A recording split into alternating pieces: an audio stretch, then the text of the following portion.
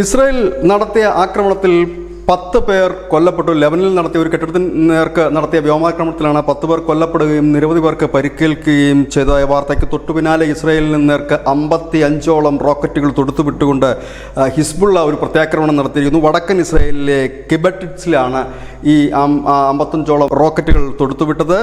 ഇതിൽ മിസ്ഗാവ് ആമിൻ്റെ വടക്കൻ കമ്മ്യൂണിറ്റിക്ക് സമീപമുള്ള ഒരു സൈനിക പോസ്റ്റിന് നേരെയും ആക്രമണമുണ്ട്. അവിടെ 2 IDF-ന്റെ സൈനികർക്ക് ജീവഹാനി നേരിട്ടു എന്നൊരു വാർത്തയാണ്.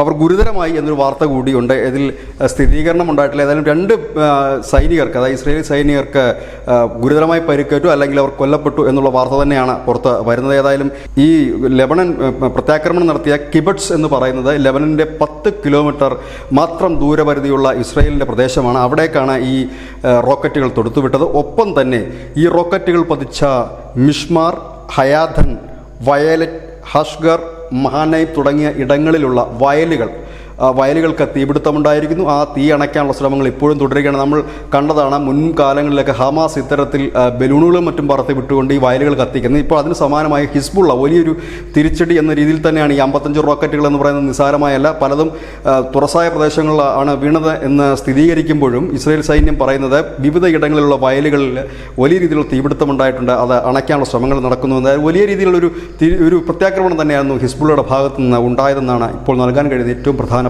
വാർത്താ. ന്യൂസ് ഡെസ്ക് മുസ്ലിം മലയാളം.